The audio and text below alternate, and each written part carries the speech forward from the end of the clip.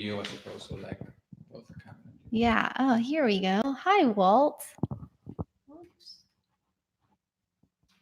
Oh, we'll just make sure we're in the frame here.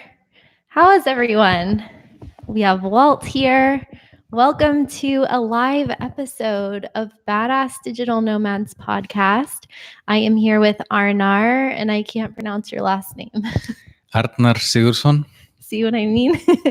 And I'm just going to set the stage here for where we are because this is a video podcast that's live on YouTube, but it's also going to be an audio podcast. And I have a few announcements that are very exciting. As I was setting up this live stream, I realized that this channel, youtube.com/digital nomad, reached 400 subscribers right now in a few minutes ago. So I just wanted to give a shout out to all of the subscribers and say hello. So whether you're from my other channel, Traveling with Kristin, or you came across this channel through some other means, then welcome, welcome, welcome, and thank you for your support. So I'll just set the scene for the people who aren't watching live. I am with Arnar, who is the manager of the Blue Bank, which is an innovation center, retreat center, startup accelerator and decelerator and co-working space with co-living facilities in the Northwest Fjords of Iceland. And I have been here for a week living and working in this tiny town called Pingeyri, which only has a couple hundred people in it. And we're just in here wearing our slippers because that's what you do in Iceland. You drink a lot of coffee, you wear slippers, you relax, and it's just very peaceful and quiet outside. We have a view of the water. What is this body of water? Well, this is the fjord we're in called Dýrafjörður, Okay. where Pingeyri is. So if you haven't been to the West Fjords, it's like a lot of fjords together. So when we make a reference to some village, we say 2 fjords up or 3 fjords down, not blocks. Yeah. So it's a lot about fjords, the ocean, the mountains. Yeah, we have a beautiful view of the fjords out of every window in this room. And if you want to see a tour, you can check out my live stream tour that I did the other day on Traveling with Kristin on my other channel. So sadly, I leave tomorrow, but I'm going back to Norway. But I couldn't leave without interviewing Arnar about how they came up with this really interesting space and concept. And so maybe you guys want to come here as well. Every single person who I've talked to has either been here before and come back, or they are planning on coming back like me. It's my first time here, but I know I already said I'm definitely coming back. I wish I were staying longer. It's a perfect place to come if you are a remote worker or an entrepreneur or in a startup or anything. If you're just want to come and meditate or practice yoga or be in nature, like if you want to get away from it all and just be in a quiet place that has modern state-of-the-art facilities where you can live, work, and chill out for a little while, this is the place for you. So I will stop talking and I will let Arnar talk because he's the expert here. So anyone who's here on the live stream, throughout the stream, let us know your questions and we'll answer them. How did the idea for this space come up and what has kind of been the trajectory of it so far? So first, thank you for the kind words. I'm really happy that you're enjoying your stay and looking forward to you coming again. This is called the Blue Bank, which is not a coincidence. There used to be a bank here. And this village used to be a very thriving fishing village. It had a lot of institutions. They had a cooperative, they had a bank, they used to have its own kind of municipality government. And then there's been like a decline in the fishing industry. So there was a decline in population. So the Blue Bank has a kind of a twofold social mission, actually. It's kind of asking itself, what value can a place like this have for the world states and internationally? And how can we revitalize the village and kind of bring more young people here, bring entrepreneurs, bring creative people.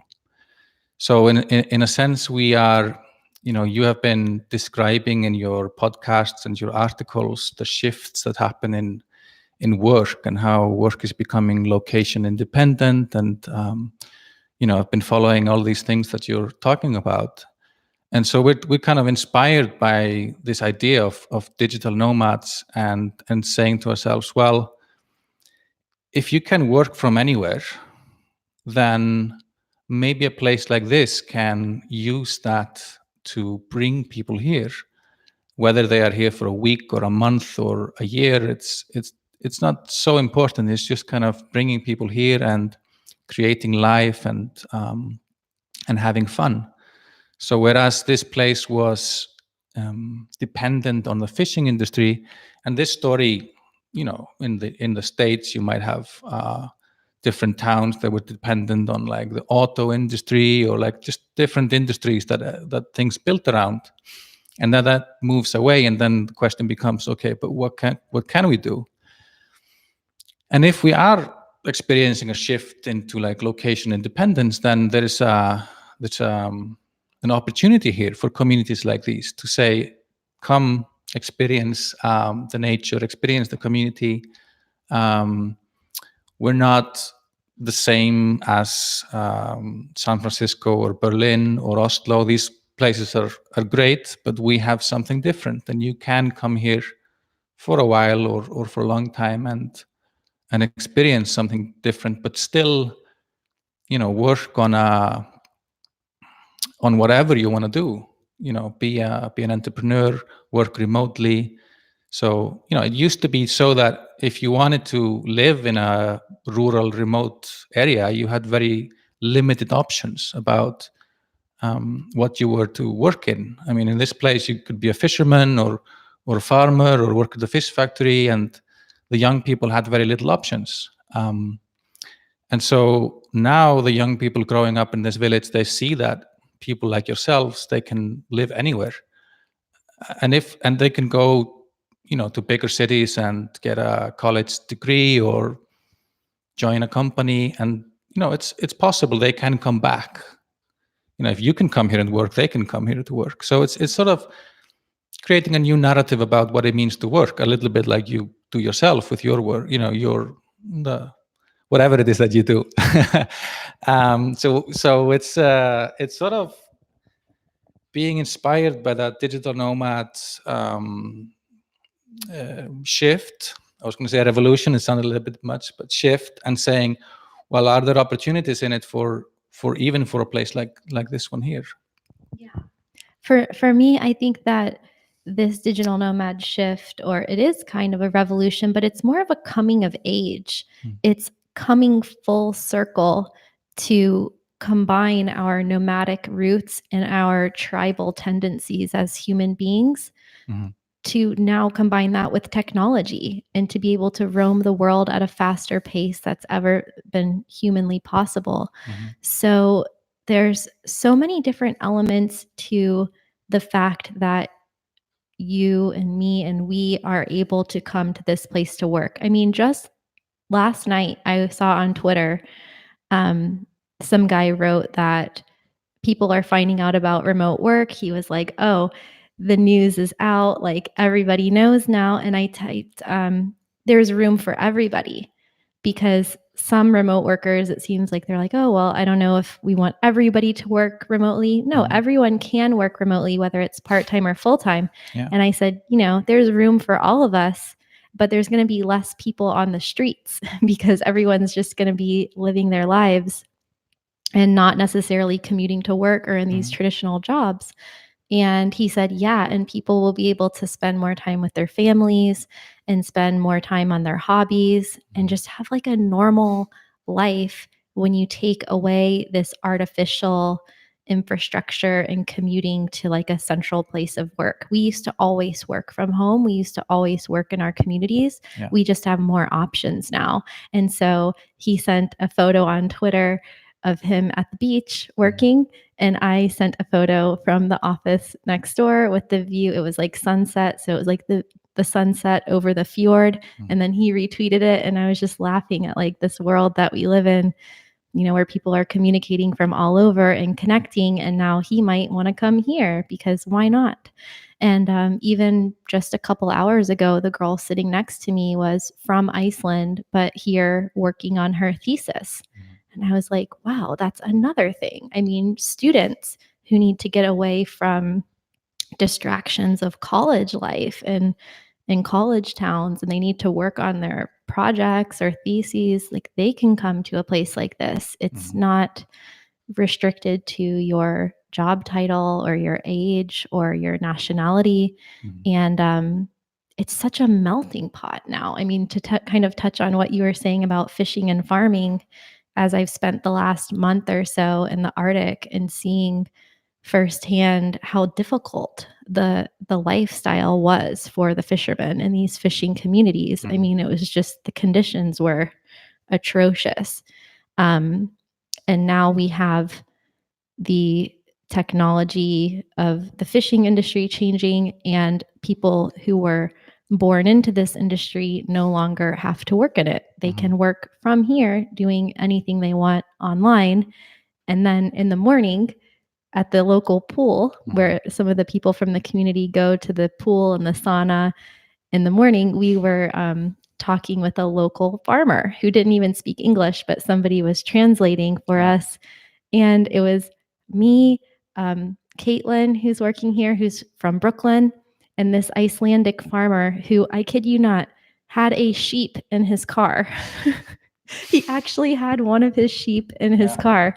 And that is the perfect, like, quintessential combination of old and new. Within just 1 or 2 generations, we've gone from herding sheep to driving them around in vehicles to working anywhere in the world, like from this tiny town. And like this town is a 6 or 7 hour drive from Reykjavik, but it's also just a 45-minute flight and then a 45-minute commute from the next town. So it's like, even though we are super remote, we're still like really connected. Well, yeah, this is what I enjoy the most, actually, these stories of this interaction between the community that's been here for a long time and the new one. And I hope that you felt that kind of the Blue Bank has become like an element of the community, and everybody's used to outside people coming and working here for a while now.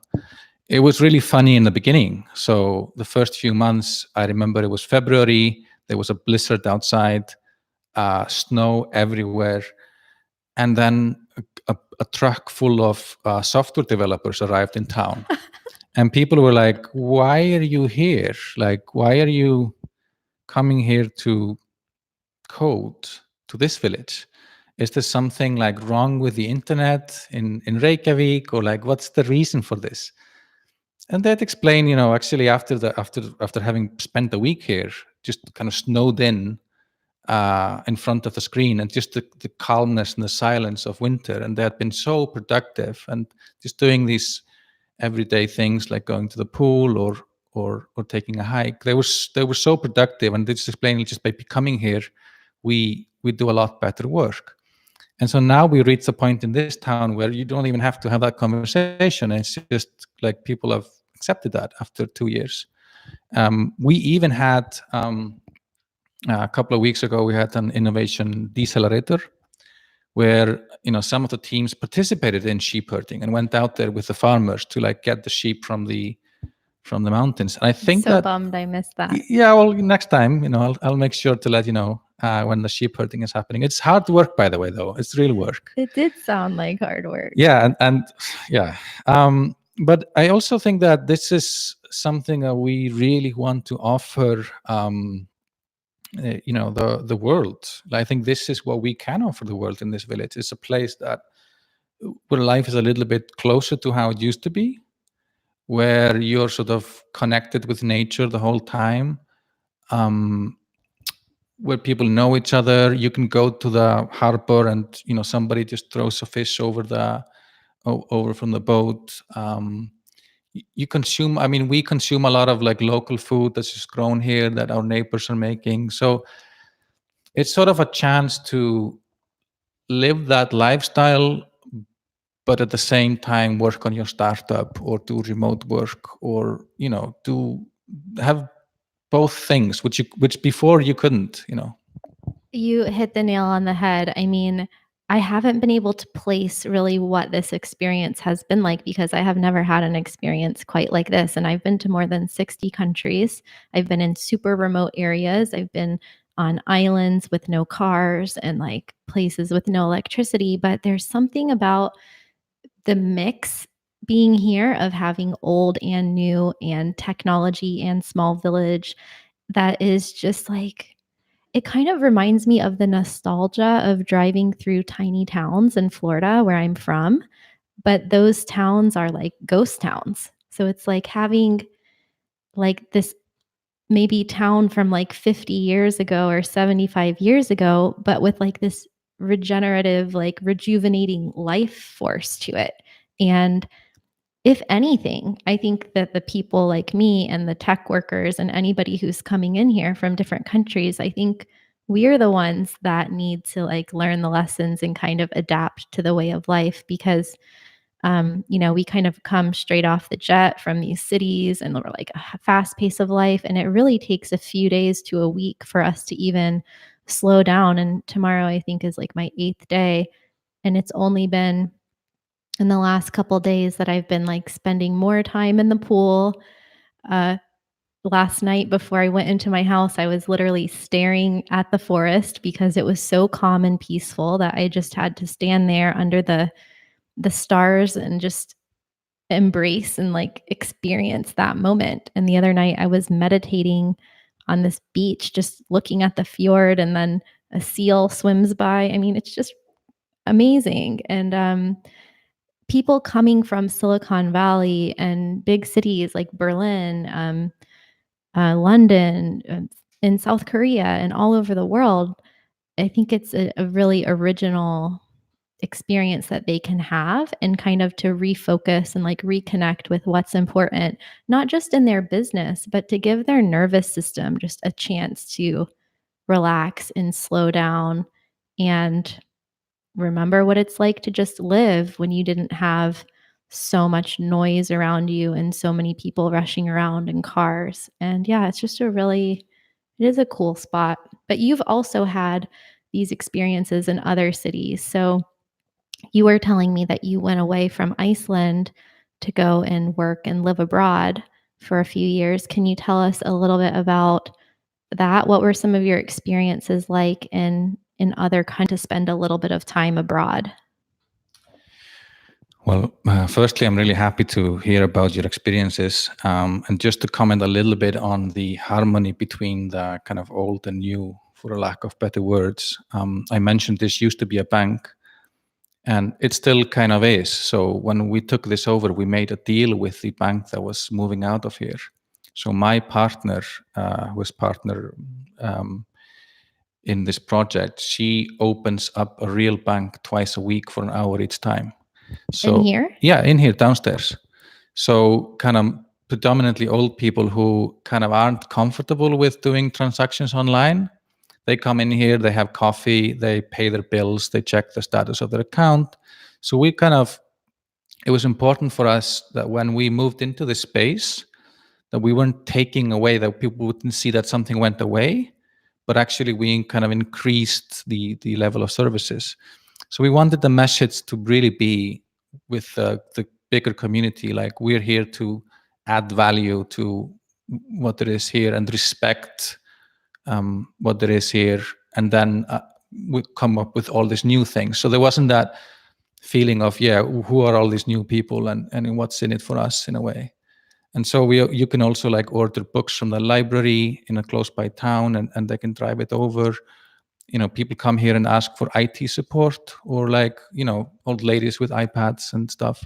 I love it. Yeah, and it's a very, a couple of old ladies collected funds to buy a dishwasher for us.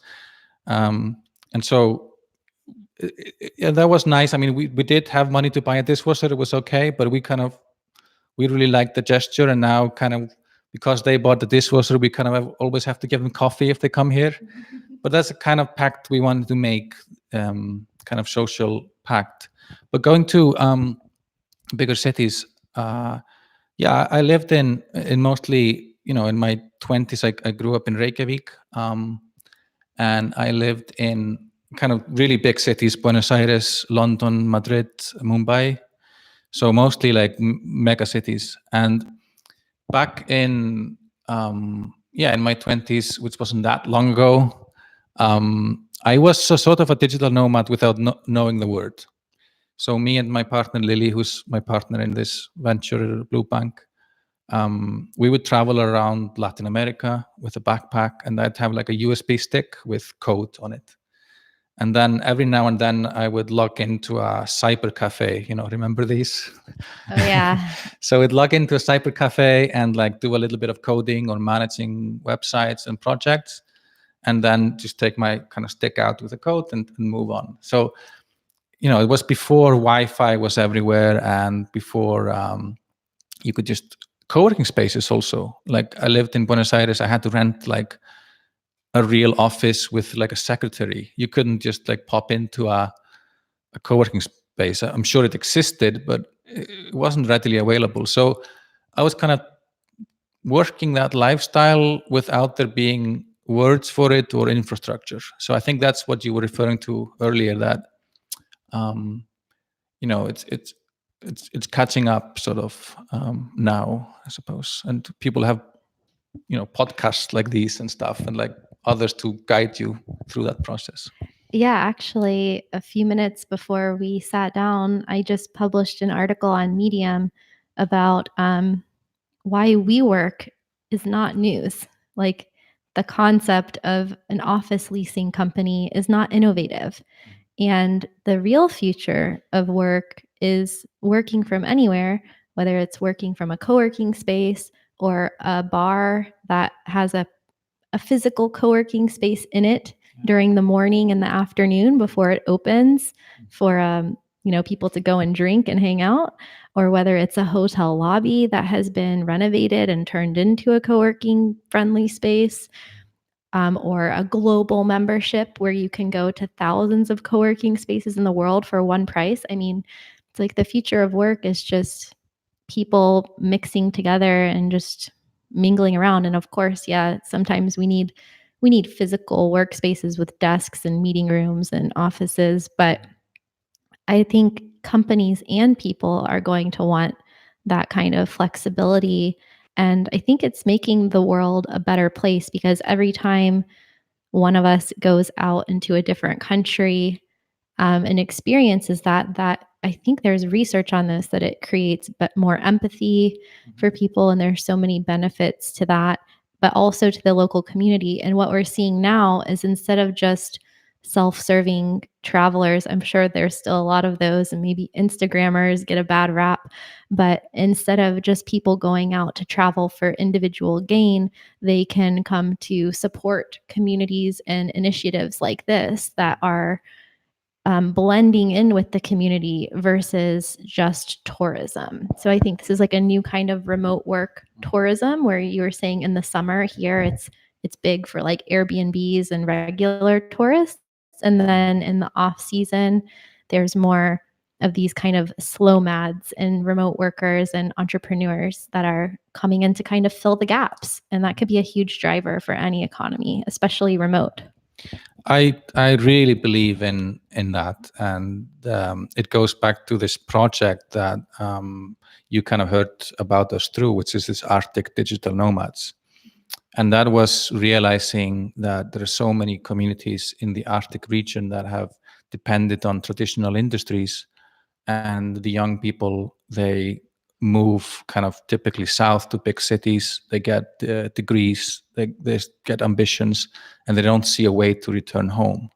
So that project is all about exactly that, creating a new type of community and new type of participant in the community, where, whether it's the northern part of Norway or in Greenland or the Faroe Islands or here in the West Fjords, to say, okay, yeah, I really want people to come here, who come here and are working, to feel like they are like participating in a community rather than visiting or looking at things. And that I think that is successful, especially when people stay here for longer and they get engaged in with what's happening. And the fact that the Blue Bank is a place where the kind of long-term community comes into the building, and also the kind of visitors. So yeah. Yeah, and I think of like the impact on the population growth even. I make a lot of videos about, well, any country that I happen to be in, and that has included a lot of Eastern European and Balkan countries recently. And there's so many people commenting on my videos who are from those countries and they miss living there, but they had to leave because of work or for economic reasons. And I think that we'll continue to see kind of this reverse migration of people being able to go back to their home countries or maybe spending part of the year there and part of the year somewhere else, just as digital nomads are traveling also. But that's actually a good opportunity to talk about some of the types of people who are here, because I've met so far German architects, blockchain technologists, artists. Like, can you talk about a few of the different types of people who are here now or who are here this week? Sure. We are really fortunate with the kind of people who come here. I'm going to admit that it's not easy to come here. Just going to Reykjavik is like the easy part, and then you have to either take a plane to Ísafjörður, which is like a town nearby, and in winter they are kind of really, really sketchy. Or you can drive, and it takes 7 hours. So it is an effort to get here, and I sometimes see that as almost like a blessing, because it takes a certain type to be like, okay, yeah, I want to invest in getting there. Like, it's not the type that just takes the typical most obvious choice. It's the type that is looking for something a little bit different. Otherwise, you'd just be somewhere else. I also believe that by investing in coming here and by being remote, it puts you in a bit of a different mindset.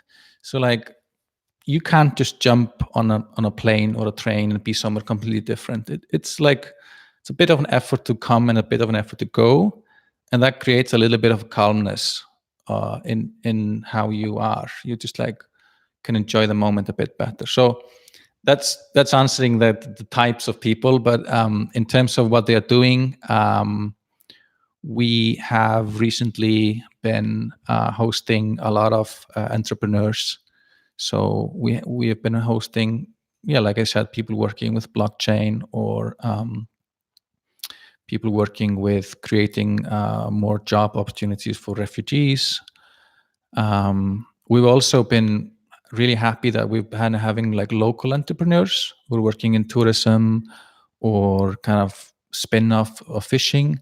And that's incredibly rich to like give them a chance to kind of interact with an international crowd of entrepreneurs, and vice versa. So I really believe that there's kind of a cross-pollination of ideas and energies that we can bring. There is an art residency in town, which is kind of formally separate from us, but they hang out a lot in the Blue Bank. So we get artists as well, academics. Generally, I'd say people who are here tend to be sort of have an interest in community-related things and nature. So not necessarily just be working on these things, but kind of appreciate that, or maybe that's also what happens by being here. Yeah, Naya, the girl who I'm sharing a house with. So there's different houses around. You can book your accommodations through the Blue Bank. And so the house I'm in has a girl from Brooklyn and a girl from Finland. And Naya from Finland, she has lived here before working in different capacities, like at the coffee shop that's open in the summer and doing horseback riding tours. And now she's here as an IT specialist working remotely for her company, a tech employer in Finland. And so now she's talking about maybe spending 6 months a year in Helsinki, 6 months a year here. And the cost of living is also quite low here. I mean, Iceland in general is very expensive, but once you get here, there's not much to spend your money on. So the accommodations and everything is quite affordable. And then you don't just go out and spend money every day because you're alive. Like you have to drive 45 minutes to go to the store. So what is the kind of the cost for people if they're coming on a company retreat or if they just want to come month to month or weekly? Well, and then while you're looking at that, I will just look at the live chat. So just responding to that, in winter we don't have like hotels operating in the town, so we provide these co-living things, and I think our rate is like 630 euros a month for both like shared living thing like you're having and the co-working space. So because we have a lot of space in winter when tourists aren't coming here, we can be for Iceland relatively affordable. It's right what you say, like this isn't a lot of like the things that you do, like going to the pool, going hiking, you, like in Reykjavik you'll have the Northern Lights tour. Here we don't have the Northern Lights tour. It's just like Northern Lights, so you're just not gonna look up. you just look up. So I tell people also, I enjoy like winter. I look at my credit card statement and it has like 4 things on it because it's just I forget my wallet all the time because I don't need to spend. And that's also kind of like almost for me and my partner to like run a home. We have got 2 kids, and to do it kind of eating local things, eating stuff that our neighbors grow. It's almost like a lifestyle that I hadn't realized. It's kind of an enjoyment of this, of simplifying life in a way. Yeah, sure. Like sometimes it would be nice if we were like, yeah, go to clubs and restaurants and things. And then when I do go to Reykjavik or a city, I'm like, wow, there's like a restaurant. I can like choose restaurants. I can go somewhere and order a meal for me. There's no Uber Eats here, people. No, but there's a neighbor that can hook you up with whatever you need. Yeah, and like the night or the day after I got here, we had a dinner party that these sustainable smart cities architects hosted from Germany, and everyone brought their own stuff. It was like a potluck, and it was really nice. Like some people brought wine, some people brought beer.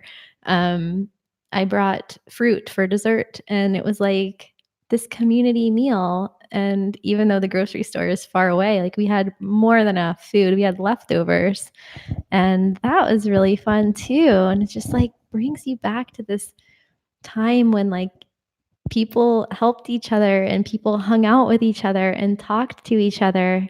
And because you can just walk around, like you get extra hours back in the day that would otherwise be spent just doing stuff, getting from point A to point B and texting people and whatever. And here, just like you wake up, you go for a walk, go for a hike, go to the beach, go to the pool, make your way to work. And then when you're done, just see what everyone else is doing or relax, read a book or go to bed. Like it's like a simple life, but it's really, really nice. And it's definitely worth it for people who, if this sounds appealing to you and you know who you are. Like it won't appeal to everybody. No, absolutely not. But it's it's not for everyone, and it's not for everyone the whole year. That's not the point. It's not saying, oh, everybody should move out of the cities and just do this.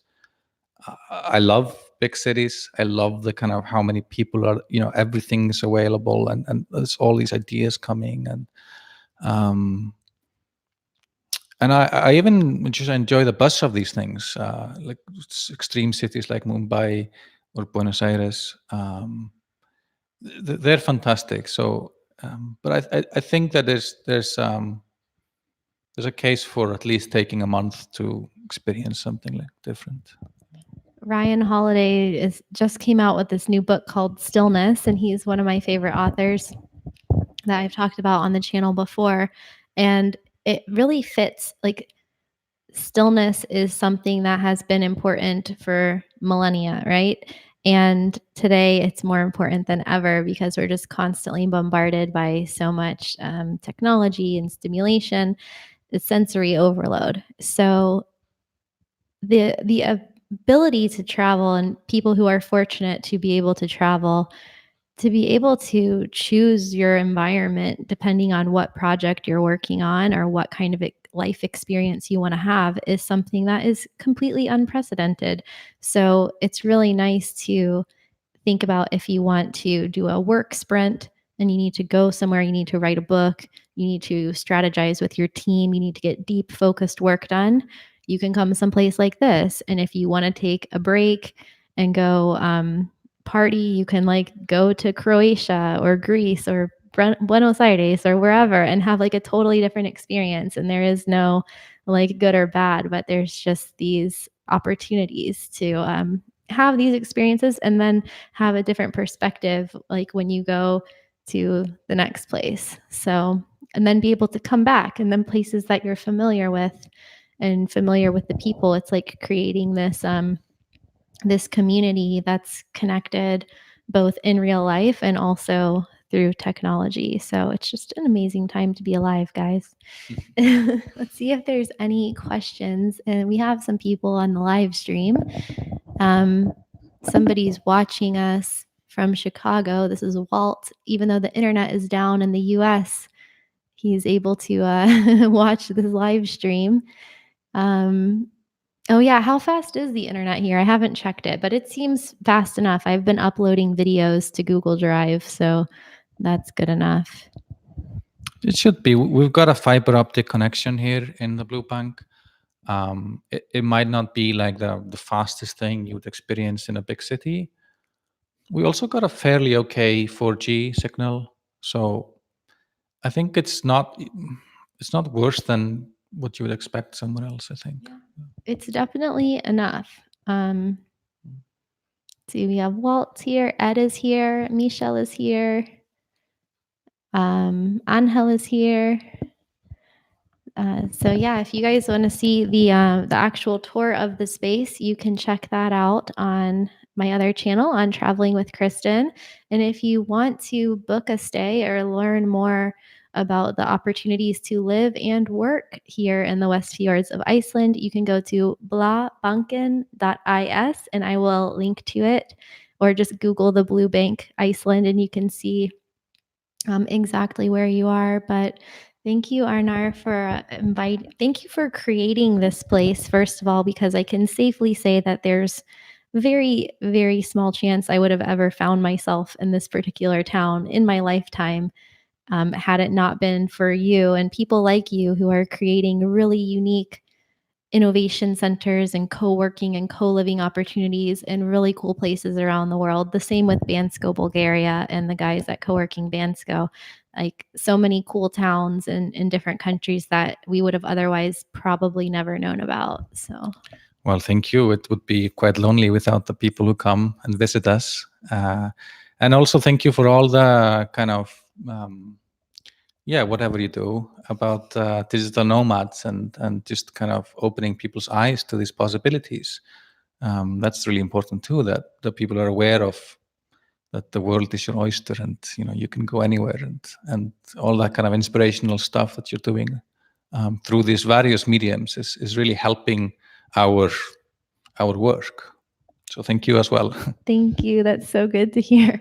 For anyone tuning in, when we were doing the sound check, we were just saying random stuff. We were saying who Arnar is, and then I was saying who I am, and I was like, whatever it is that I do, because I was like, he's the manager of the Blue Bank, and Kristin, I'm the I don't know, the digital nomad advocate, content creator, marketer, inspirer, the digital nomad inspirer. Inspirer, Can you say yes. that? Yes. I don't know. If I had a business card, that's what I would put on it. All right. Thank you guys for also tuning into the live stream. Oh, Michelle just joined and he said, how did we start the co-working? So we actually talked about that at the beginning. So you'll have to rewind and watch the beginning or listen to the beginning. And so this is also an episode of Badass Digital Nomads podcast. So every Tuesday, there is an audio episode of the show. And most Tuesdays, depending on where I am in the world, there's also a live stream of some kind, which is what we're doing now. So if you have learned something and gotten value out of these stories, then feel free to leave a comment on the YouTube video or review the podcast and share it with your friends so that other people can find it and equally be inspired in the digital nomad lifestyle so they can work remotely too. So we will see you guys soon. We're here a few times a week on youtube.com/digital nomad and Traveling with Kristin. And bye from beautiful Iceland. And we will see you next time. I'm headed to Norway tomorrow. So I am sad to leave, but we can always come back. Absolutely. Thanks, Arnar. Bye, guys. Thanks for joining.